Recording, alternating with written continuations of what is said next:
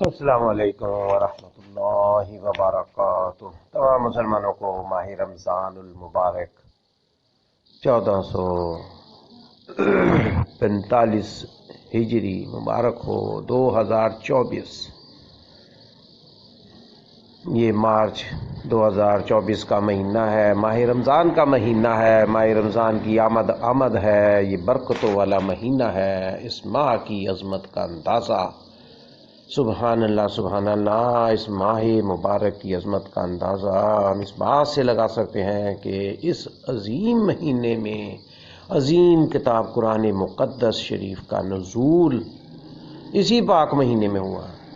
رمضان المبارک کی فضیلت بہت زیادہ ہے، اس کے تقاضے ہیں کہ اللہ تعالیٰ نے اس ماہ مبارک کو اپنی طرف خاص نسبت فرمائی ہے۔ یہ بہت اہم بات ہے کہ ایک تو اس میں قرآن مقدس کا نزول ہوا ہے، رمضان شریف میں قرآن مقدس کا، قرآن پاک کا نزول ہوا ہے، اور دوسرے رمضان المبارک کی فضیلت اور اس کا تقاضا یہ ہے کہ اللہ تعالیٰ نے اس ماہ مبارک کی اپنی طرف خاص نسبت فرمائی ہے۔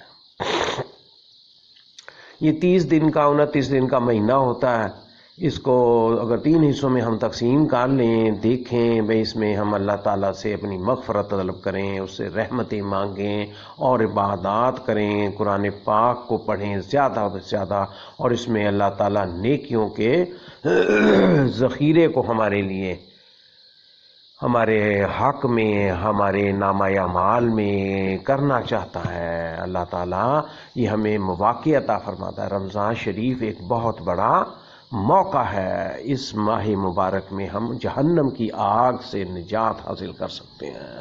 رمضان مبارک کی اہمیت کے بارے میں اللہ تعالیٰ نے حضرت محمد مصطفیٰ صلی اللہ علیہ وسلم سے ارشاد فرما دیا جی، حضرت نبی پاک صلی اللہ علیہ وسلم کی حدیث شریف ہے، آپ نے ارشاد فرمایا کہ اگر مجھے آپ صلی اللہ علیہ وسلم کی امت کو جہنم میں ہی جلانا ہوتا تو رمضان کا مہینہ کبھی نہ بناتا۔ اللہ تعالیٰ نے حضرت محمد صلی اللہ علیہ وسلم سے ارشاد فرمایا کہ اگر مجھے آپ صلی اللہ علیہ وسلم کی امت کو جہنم میں جلانا ہوتا تو رمضان کا مہینہ کبھی نہ بناتا۔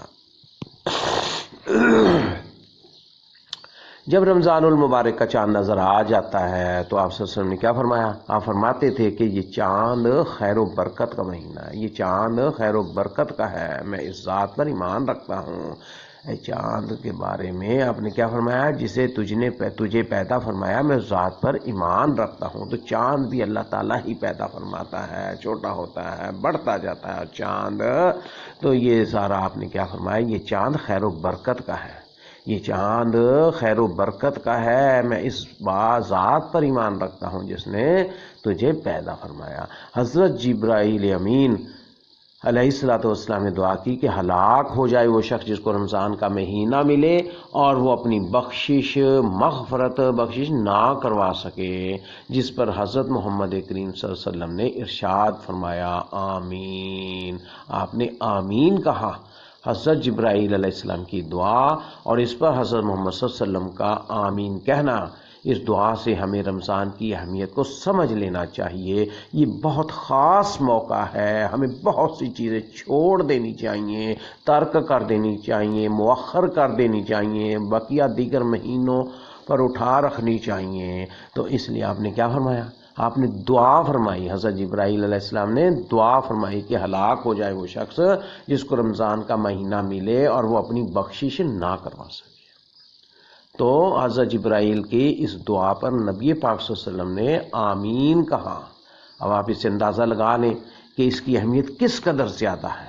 یہ بہت بڑا موقع اللہ تعالیٰ نے ہماری زندگی میں دوبارہ ایک دیا ہے، تو ہم اس سے بھرپور فائدہ اٹھائیں اور اللہ پاک کو راضی کریں، اللہ تعالیٰ کو راضی کرنے کے اسباب جان لیں، اور قرآن پاک جو ہے اس کا بہت بڑا سبب ہے، ذریعہ ہے۔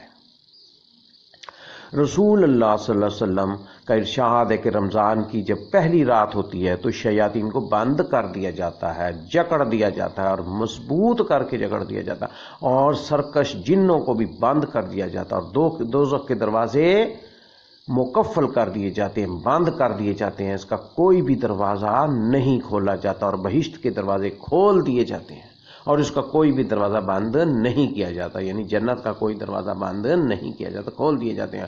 اور ایک آواز دینے والا آواز دیتا ہے، اے نیکی کے طالب آگے بڑھ، کہ نیکی کا وقت ہے، اور اے بدی کے چاہنے والے بدی سے رک جا اور اپنے نفس کو گناہوں سے باز رکھ، کیونکہ یہ وقت گناہوں سے توبہ کرنے کا، ان کو چھوڑنے کا ہے، اور اللہ تعالیٰ کے لیے ہے، اور بہت سے بندوں کو اللہ تعالیٰ معاف فرماتے ہیں دوزخ کی آگ سے بحرمت اس ماہ مبارک کے۔ اور یہ آزاد کرنا رمضان شریف کی ہر رات میں جی شب قدر کے ساتھ مخصوص نہیں، ہر رات میں، رمضان کے ہر رات میں جہنم سے آزادیاں حاصل ہوتی ہیں، تو یہ بہت درجے والا مہینہ ہے۔ روزہ کیا ہے؟ رمضان شریف کا روزہ، جو فرض روزے اللہ تعالیٰ نے ایک ماہ کے ہمارے لیے ماہ رمضان میں کیے ہیں، فرض کی ہیں، وہ کیا ہے؟ روزہ وہ عظیم فریضہ ہے جس کو رب ذوالجلال نے اپنی طرف منسوب فرمایا، اور قیامت کے دن اللہ تعالیٰ اس کا بدلہ اور اجر بغیر کسی واسطے کے بذات خود روزہ دار کو عنایت فرمائیں گے۔ یہ ہے روزہ، سب سے اہم چیز اس ماہ میں روزہ ہے، روزہ رکھنا ہے، یہ فرض ہے، لازمی ہے، اس کے بغیر کوئی چارہ نہیں۔ کچھ استثنائی کیفیتیں بیان کی گئی ہیں قرآن میں، جیسے مریض ہے جی، کوئی کمزور ہے، کوئی ضعیف ہے، ان کا استثناء دیا گیا، لیکن اچھے بھلے جو ہیں، عام انسان ہے، نارمل ہے، بیماریاں تو ہلکی بڑی ہوتی رہتی ہیں، تو اللہ تعالیٰ اس کو سے توفیق مانگ کے اللہ تعالیٰ نے اس کو رکھنے کا حکم دیا۔ روزہ وہ عظیم فریضہ ہے جس کو اللہ کائنات نے، رب ذوالجلال نے اپنی طرف منسوب فرما دیا، اور قیامت کے دن اللہ تعالیٰ اس کا بدلہ اور اجر بغیر کسی واسطے کے بذات خود روزہ دار کو عنایت فرمائیں گے۔ سبحان اللہ، سبحان اللہ۔ خداوند کریم نے اپنے بندوں کے لیے عبادات کے جتنے بھی طریقے بتائے، ان میں کوئی نہ کوئی حکمت پوشیدہ ہوتی ہے۔ نماز اللہ تعالیٰ کے وصال کا ذریعہ ہے، اس میں بندہ اپنے معبود حقیقی سے گفتگو کرتا ہے۔ اسی طرح نہیں، روزہ بھی اللہ تعالیٰ سے لو لگانے کا ایک ذریعہ ہے۔ روزہ سارے دن پر محیط ہوتا ہے، صبح سحری سے لے کر آفتاب کے، سورج کے غروب ہونے تک انسان اس حالت میں رہتا ہے، اس کیفیت میں رہتا ہے، تو یہ بہت بڑی نیکی عبادت ہے۔ نماز میں چند گھڑیاں، چند منٹ، چند لمحات، آدھا گھنٹہ، کم و بیش منٹ، آدھا minute, 2 minute, 4 minute, 10 minute, 20 minute میں آدمی نماز ادا کر لیتا ہے۔ یا کوئی نفلی نماز ہے جی، کوئی اللہ تعالیٰ سے زیادہ لو لگاتا ہے، سپارہ 2 سپارے منزل تک وہ پڑھ لیتا ہے، تو لیکن وہ گھنٹے، 2 گھنٹے، 4 گھنٹے، تو لیکن روزہ سارے دن پر محیط ہے۔ سورج کے طلوع ہونے سے پہلے سے لے کے سورج کے فوراً غروب ہونے تک یہ روزے کا وقت ہے، اس میں اللہ تعالیٰ سے لو لگانی چاہیے اور روزہ رکھنا چاہیے۔ روزہ اب ہمیں یہ سمجھنا چاہیے کہ اللہ تعالیٰ نے یہ لازمی کیا، یہ عبادت ہے، یہ بہت اہم عبادت ہے۔ اس سے انسان کو جسمانی فوائد حاصل ہوتے ہیں، روحانی فوائد حاصل ہوتے ہیں، اللہ تعالیٰ کی رضا حاصل ہوتی ہے، انسان کے جسم میں خوشبوئیں اور حقیقتیں پیدا ہوتی ہیں، اور انسان اس بہت چیزوں سے، فضولیات سے، بیماریوں سے، روحانی جسمانی بیماریوں سے نجات پاتا۔ حدیث مبارک میں ہے کہ رمضان شہر اللہ، رمضان شہر اللہ، رمضان اللہ تعالیٰ کا مہینہ ہے، جس سے پتہ کیا چلتا ہے کہ اس مبارک مہینے میں اللہ ذوالجلال کا خصوصی تعلق ہے۔ اس مبارک مہینے سے اللہ ذوالجلال کا خصوصی تعلق ہے، جس کی وجہ سے یہ مبارک مہینہ دوسرے مہینوں سے بہت ممتاز اور جدا ہے۔ حدیث شریف میں ہے کہ رمضان ایسا مہینہ ہے کہ اس کے اول حصے میں اللہ تعالیٰ کی رحمت برستی ہے، جس کی وجہ سے انوار و اسرار کے ظاہر ہونے کی قابلیت اور استعداد پیدا ہو کر گناہوں کے ظلمات، اندھیروں اور معصیت کی کثافتوں سے نکلنا میسر ہوتا ہے۔ انسان ان سے بچ سکتا ہے، اندھیروں سے، معصیت سے، گناہوں کی غلاظت سے، کثافت سے انسان نکلنے کا انسان کو ایک موقع میسر ہوتا ہے، اور اس مبارک ماہ کا درمیانی حصہ گناہوں کی مغفرت کا ہے، اور اس کے ماہ کے آخری حصے میں دوزخ کی آزادی سے حاصل ہونے کا ایک ذریعہ بن جاتا ہے۔ تو اس طریقے سے ہم نے اس کو کچھ دیکھنا ہوتا ہے، لیکن کوئی یہ باقاعدہ حدیث نہیں ہے کبھی پہلا عشرہ، دوسرا عشرہ، تیسرا عشرہ، تو لیکن یہ تھوڑا سا ہمیں اہتمام کرنا چاہیے۔ ہم سب سے پہلے اللہ تعالیٰ سے گناہوں کی معافیاں مانگیں، اللہ تعالیٰ سے اس چیز کی، رمضان کی رحمتوں کا اقرار کریں، اس سے طلب کریں اللہ کی رحمتیں جو برستی ہیں، اس کے انوار و اسرار جو ظاہر ہوتے ہیں جی، اور اپنے گناہوں کی معافیاں، اپنے گناہوں کے نا کردہ اور کردہ اور بہت زیادہ کردہ اور جان بوجھ کے، اور شرک و بدعات سارا سال انسان، یہ ہم دیکھتے ہیں ہمارے معاشرے میں طرح طرح کے رسوم، فرسودہ رسومات اور بدعات اور شرک کا یہ امیزہ جو بنا ہوا ہے جی، اور نافرمانیوں کا، وہ حقوق العباد میں بھی ہے، حقوق اللہ میں بھی ہے، اور ان سے ہمیں اپنی اصلاح کرنی چاہیے اور اللہ تعالیٰ سے اپنی مغفرت طلب کرنی چاہیے۔ اللہ تعالیٰ کی رحمتوں کی برکھا جو ہے اس میں ہمیں آ جانا چاہیے اور اللہ تعالیٰ سے لو لگا کے اس رحمت کو حاصل کرنا چاہیے، اور پھر جہنم سے آزادی حاصل کرنی چاہیے۔ جیسے کہ بتایا گیا کہ حدیث شریف میں کیا فرمایا گیا کہ اس ماہ مبارک میں کیا مطلب ہے، خاص معنی کیا ہے اس ماہ مبارک میں، مین چیز کیا فرمائی گئی ہے کہ یہ ایک ایسا مہینہ ہے کہ جہنم میں، اللہ تعالیٰ نے کیا فرمایا کہ اگر مجھے امت محمدیہ کو جہنم میں جلانا ہوتا پھر رمضان کیوں ہوتا، تو یہ ایک ایسا سبب ہے جی۔ تو اس میں انسان کو جہنم سے آزادی حاصل کرنی ہے اس اپنی زندگی کے اندر۔ اللہم اغفر لی، اللہم اغفر لنا وارحمنا، یہ دعائیں کثرت سے اور اعمال کرنے ہیں، اور قرآن پاک کو کثرت سے پڑھنا، بار بار پڑھنا، اس کو غور و فکر کرنا اور اس کی تلاوتیں کرنا، تو یہ بہت بڑے ذرائع ہیں۔ اور نیکی کے دیگر کام بھی ہیں، اب لوگ کھجوریں بھی تقسیم کرتے ہیں، افطاریاں بھی کرتے ہیں، لیکن سب سے بڑا کام قرآن پاک کی تلاوت ہے، اور رب کے آگے پکارنا اور رب کے آگے گڑ گڑانا، رونا، اور یہ چیزیں، اور اپنی مغفرت اور جہنم سے آزادی کا حاصل کرنا۔ تو یہ ہمیں سمجھ لینا چاہیے کہ رمضان بہت بڑا موقع ہے، اور کیا فرمایا حضرت جبرائیل، یہ فرما رہے ہیں کہ جس شخص کو یہ دعا کر رہے ہیں کہ وہ ہلاک ہو جائے جس نے اپنی بخشش نہیں کروائی اس مہینے میں، پایا یہ مہینہ پایا، اب ہماری زندگی میں یہ مہینہ آیا تو ہم لگ جائیں اور کوشش کریں اور آرام کریں، نیند بھی پوری کریں، اور قرآن پاک کی تلاوت بھی کریں، اور اپنی بخشش کروا کے دم لیں، اللہ تعالیٰ کو گڑ گڑا کر بار بار راضی کر کے۔ تو آپ صلی اللہ علیہ وسلم نے اس پر آمین کہا۔ اب آپ دیکھ لیں، اس کے لیے فرما دیا کہ وہ ہلاک ہو جائے، وہ برباد ہو جائے، اس نے یہ مہینہ پایا اور بخشش نہیں کروائی۔ آپ نے فرمایا آمین، کہ یا اللہ اس بات کو قبول فرما۔ اب جو بخشش کروائے اس کے لیے بھی آمن ہے، آمین کہی گئی ہے کہ ہمیں کروانی چاہیے۔ تو نبی پاک صلی اللہ علیہ وسلم کا آمین کہنا اس مہینے کو پا کر بخشش کروانے کے لیے، اور کیا فرمایا کہ جو بخشش نہ کروا سکے اس کو ہلاک کر دے، اس پہ بھی آپ نے آمین کہا ہے۔ تو آپ یہ اس کی اہمیت کو ہم سمجھیں۔ تو اس لیے یہ گزارشات ہیں کچھ، ان کو ہم نے اپنے ذہن میں بسانا ہے اور عمل کرنے کی طرف ہم نے راغب ہونا۔ حضرت جابر بن عبداللہ رضی اللہ تعالی عنہ سے روایت ہے کہ رسول صلی اللہ علیہ وسلم کا فرمان ہے کہ میری امت کو ماہ رمضان میں 5 ایسی چیزیں عطا کی گئیں جو مجھ سے پہلے کسی نبی کو نہیں ملی۔ پہلی یہ کہ جب رمضان المبارک کی پہلی رات ہوتی تو اللہ تعالیٰ ان کی طرف رحمت کی نظر فرماتا، جس طرف اللہ تعالیٰ نے نظر رحمت فرمائے اسے کبھی بھی عذاب نہ دے گا۔ دوسری یہ کہ یہ شام کے وقت ان کے منہ کی بو جو بھوک کی وجہ سے ہوتی ہے، معدے سے اس کے فوار اٹھتی ہے، روزے کی وجہ سے، نہ کھانے کی وجہ سے، تو اس کے منہ کی بو جو ہے اللہ تعالیٰ کے نزدیک مشک کی خوشبو سے بھی بہتر ہوتی ہے۔ کیا فرمایا کہ مومن کے منہ جو مشک سے زیادہ خوشبو اللہ تعالیٰ کو وہ پسند ہے، جو روزے دار کے منہ کی بو ہوتی ہے۔ تو آپ یہ دیکھ لیں، اگر ہمارا روزہ صحیح ہوگا تو یہ مشک کی خوشبو سے بھی زیادہ اللہ تعالیٰ کو پسند ہے۔ اب ہم اگر روزہ اس طرح سے رکھیں تو پھر ہمارے اندر یہ چیزیں آنی چاہیے اور ہم اس سے فیضیاب ہو جائیں، آمین۔ تیسرے یہ کہ فرشتے ہر رات اور دن ان کے لیے مغفرت کی دعائیں کرتے رہتے ہیں۔ یہ دوسرے نبیوں کو نہیں ملی، حالانکہ رمضان پہلے بھی آتا رہا ہے، پہلی امتوں پر بھی آتا رہا ہے۔ اللہ تعالیٰ نے جب سے بھی بنایا ہے، سال کے 12 مہینے رکھے ہیں، تو قرآن مجید میں واضح ہے۔ جب سے بھی اللہ تعالیٰ نے تخلیق کیا ہے رات و دن، اور یہ سال اس میں اللہ تعالیٰ نے 12 مہینے پیدا کیے، رمضان شریف پہلے بھی آتا۔ فرمایا کیا تیسری یہ کہ فرشتے ہر رات اور ہر دن ان کے لیے مغفرت کی دعائیں کرتے رہتے ہیں۔ چوتھے یہ کہ اللہ تعالیٰ جنت کو حکم دیتے ہیں، ارشاد فرماتا ہے اللہ تعالیٰ میرے نیک بندوں کے لیے مزین ہو جان قریب وہ دنیا کی مشقت سے میرے گھر اور کرم میں راحت پائیں گے۔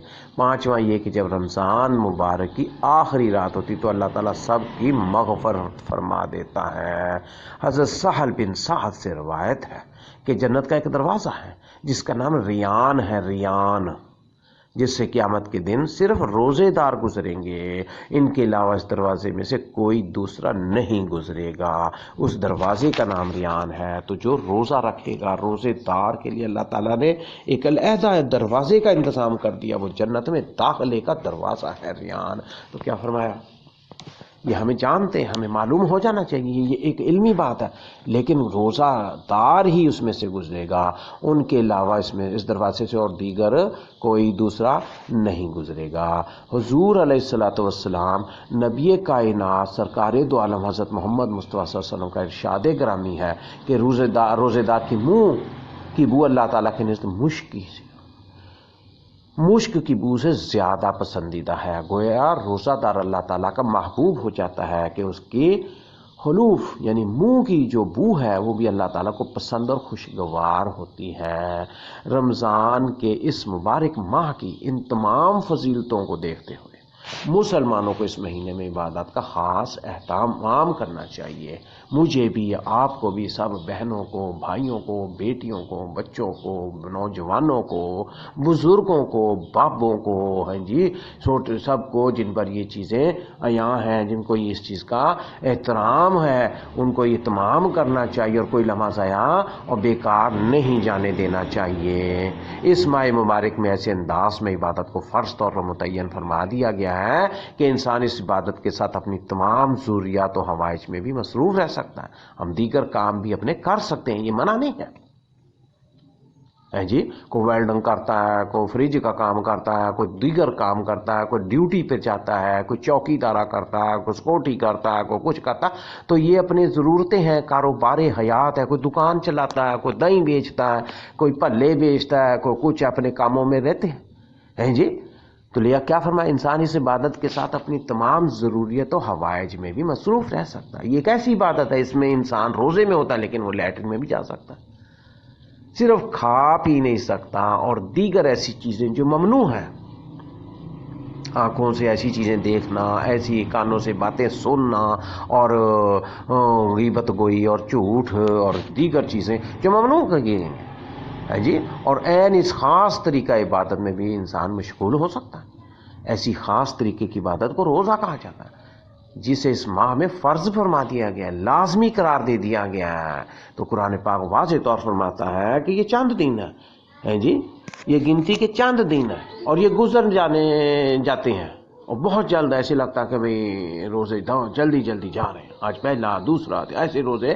آج اللہ تعالیٰ کے فضل و کرم سے مارچ کے مہینے میں یہ پہلا روزہ ہے، آج 12 مارچ 2024 کو، تو 1445 ہجری، تو آج منگل کے دن یہ اللہ تعالیٰ نے چاند کل نظر آیا ہے۔ بہت سی دنیا نے اس دفعہ چاند دیکھا ہے، حالانکہ بادل تھے، لیکن اس کے باوجود بھی بڑا واضح طور پر اعلان کیا گیا، تو یہ مہینے کا تعین اللہ تعالیٰ نے فرما دیا۔ تو روزہ ایک عجیب عبادت ہے، عجیب الغریب، ماشاءاللہ سبحان اللہ، بہت بڑی عبادت ہے۔ سارے سال میں یہ ایک مہینہ ہوتا ہے، تو آسمانوں پہ سارے سال 12 مہینوں میں سے اس ایک مہینے کے لیے 11 مہینے تیاریاں ہوتی ہیں، اس کے لیے اہتمام کیے جاتے ہیں۔ تو یہ بہت بڑی عبادت ہے کہ انسان روزہ رکھ کر اپنے پر کوئی کام کو دیگر کام بھی انجام دے سکتا ہے۔ روزہ رکھ کر صنعت و حرفت، تجارت و زیارت ہر کام خوبی کر سکتا ہے۔ اور پھر بڑی بات یہ بھی ہے کہ ان کاموں میں مشغول ہونے کے وقت روزہ بھی عبادت ہے۔ عبادت روزہ دار سے بے تکلف خود بخود صادر ہوتی رہتی ہے، عبادت ہوتی رہتی ہے، ساتھ ساتھ وہ اذکار کرتا رہتا ہے، سبحان اللہ، الحمدللہ، لا الہ الا اللہ، اللہ اکبر، اللہ اکبر، جی لا حول ولا قوت الا باللہ، کثرت سے افضل و ذکر لا الہ الا اللہ، لا الہ الا اللہ، یہ ذکر اذکار ساتھ ساتھ جاری رہنے چاہیے۔ دیگر مہینوں میں ہم کام کرتے ہیں تو ان کاموں کے ساتھ ساتھ ہمیں اس مہینے میں زیادہ اہتمام کرنا چاہیے۔ اس کی بہت بڑی فضیلت ہے کہ کثرت سے اللہ کو یاد رکھنا اور ذکر کرنا، اور ذکر میں تلاوت بھی ہے اور دیگر اذکار بھی ہیں، صبح شام کے اذکار بھی ہیں، سوتے بیٹھتے جاگنے کے، لیٹرین جانے کے، بازار جانے کے، دیگر گھر میں داخل ہونے سے گھر سے اذکار ہیں۔ تو لیکن بڑے بڑے اذکار ہیں، یہ سبحان اللہ بہت بڑا ذکر ہے، الحمدللہ، اسی طرح اللہ اکبر، تو یہ بھی ساتھ ساتھ، یعنی ایک تو پہلے روزے میں ہم ہوتے ہیں، پھر اپنا کام بھی کر رہے ہوتے ہیں، اس سے کمائیاں حاصل ہوتی ہیں، اللہ تعالیٰ کی بہت برکتیں اور رحمتیں جو ہیں اس مہینے میں یہ ہمیں گھیر لیتی ہیں، اور اس کو عبادت میں مشغول کا ثواب بھی ملتا رہتا ہے، بہت بڑا ثواب ملتا رہتا ہے۔ تو اس لیے ہمیں ان چیزوں کا خاص اہتمام کرنا چاہیے کہ بھئی یہ عام مہینوں کی طرح نہیں ہے، یہ عام دن نہیں ہے، اس میں ہم نے خاص طور پر یہ سوچنا ہے اور سمجھنا ہے اور یہ دیکھنا ہے کہ بھئی اس میں ایسی کیا چیز ہے کہ یہ عام مہینوں سے منفرد ہے۔ ایک تو پہلی بات یہ ہے کہ اللہ تعالیٰ نے اس کو ہمارے لیے فرض قرار دیا، بھئی لازمی، اس کے بغیر چارہ نہیں ہے۔ چاند نظر آنے سے لے کر چاند نظر آنے تک، یعنی رمضان کا چاند نظر آنے سے لے کر عید کی جو رات ہے جی اس تک، یعنی عید الفطر کا چاند اور رمضان کا چاند، اس کے درمیان سارا رمضان ہے، 29 دن ہوں، 30 دن ہوں، تو یہ ساری ایسی چیزیں ہیں کہ اس میں انسان بہت زیادہ اپنے آپ کو غلاظتوں اور کثافتوں سے محفوظ کرتا ہے۔ تو ہمیں دیگر مسلمانوں کے لیے، مجبور و مقہور مسلمانوں کے لیے، کشمیریوں کے لیے، فلسطینیوں کے لیے اور ضعیفوں کے لیے اور لاچار بیچاروں کے لیے، اسی طرح فلسطینی ہیں، کشمیری ہیں و دیگر مختلف جگہوں کے اوپر ایسے لوگ پائے جاتے ہیں جو بہت زیادہ مجبور و مقہور ہیں، ہمیں انہیں یاد رکھنا چاہیے اور اللہ کا شکر ادا کرنا چاہیے کہ وہ ہمیں سہولت کے ساتھ، آزادی کے ساتھ ہم روزے رکھ سکتے ہیں۔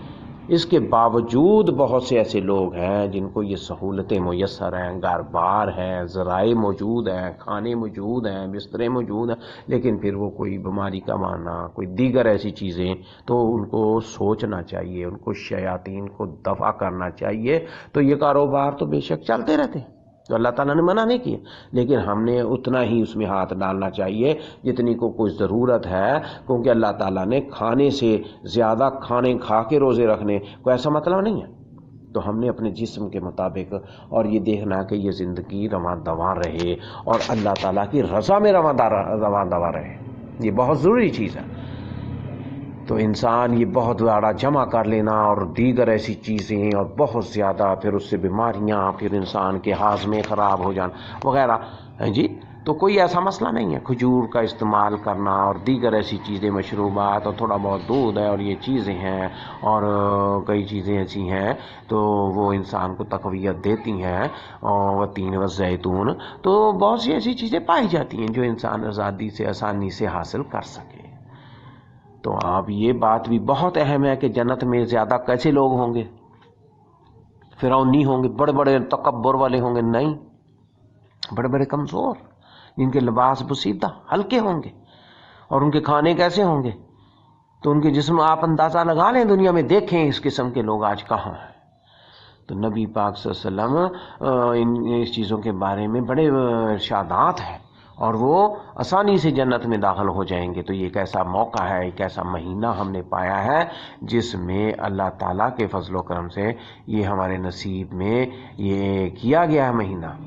تو یہ بہت کرم و لطف کی بات ہے اور اللہ تعالیٰ کے احسان کی بات ہے کہ اللہ تعالیٰ نے ہمیں یہ مہینہ عطا کیا، اور اب ہم اس میں کچھ کوشش کریں اور سنت کے طریقے کو ہم جو ہے نا وہ پیش رو رکھیں۔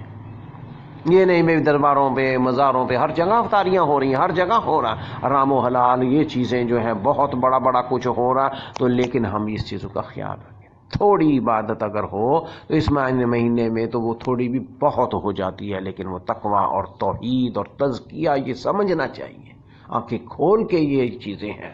یہ نہیں ہے کہ بس چلو جی بس اندھا دھند دمادم مستقل اندر ہو رہا ہے جی، روزے بھی ہو رہے ہیں، سب کچھ ہو رہا ہے، جاری رہا ہے. نہیں، تو یہ نبی پاک صلی اللہ علیہ وسلم کی تعلیمات ہیں. بندہ مومن کو سوچ سمجھ کے اور یہ چیزوں پر گامزن ہونا چاہیے اور پکا ہونا چاہیے. چند ایسی بکی چیزیں روٹین سے ہمیں یہ کرنی چاہیے اور روزہ باقاعدگی سے رکھنا چاہیے جی.